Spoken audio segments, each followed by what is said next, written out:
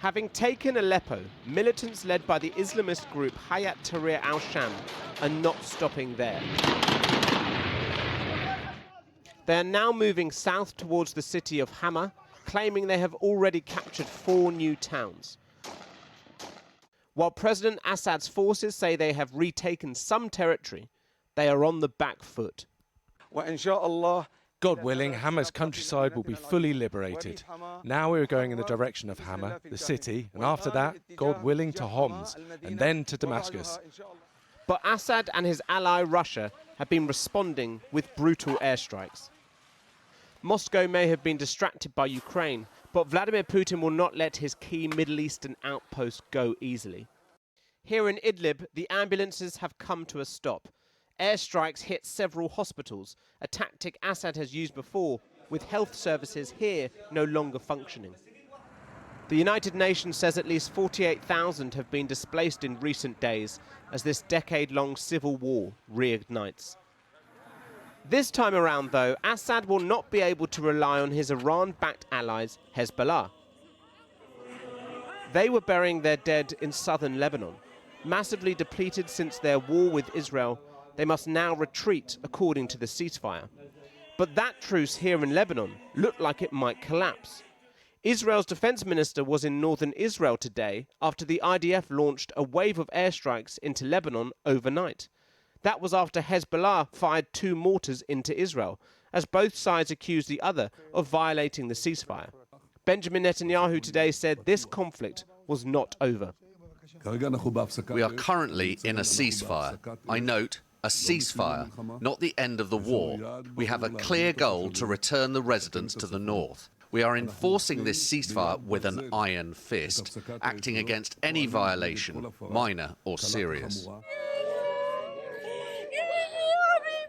As a fragile peace holds, a chance for second goodbyes.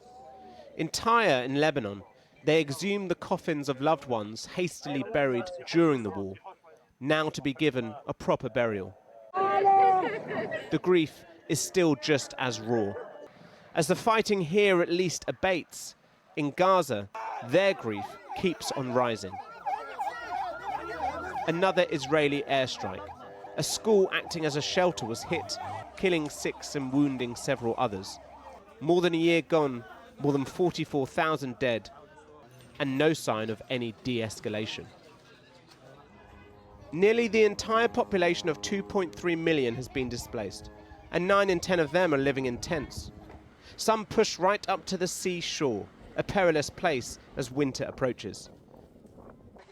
Today, Fatah, the leading Palestinian faction in the West Bank, and Hamas said they had agreed to form a committee together for the future administration of Gaza. But Israel has always rejected any governing scenario involving either group. So little chance of agreement as the news filters through that President-elect Trump said there would be hell to pay if the Israeli hostages were not released before his inauguration. No one agrees with Trump's statements because they're completely unreasonable. We want a permanent truce, a complete ceasefire. We want security and complete safety. Even if we live in a tent, we want to live safely. What will become of Gaza by January when Trump is sworn in? Or of Lebanon, when in the same month the deadline for Israeli forces and Hezbollah to withdraw comes to an end? And how much will the battle lines in Syria have shifted come the new year too?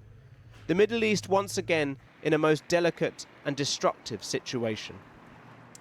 Kieran Moody. Well, let's get more down on the situation in Lebanon from our Foreign Affairs correspondent, Sikander Kamani, who's in Beirut. Sikander, over to you.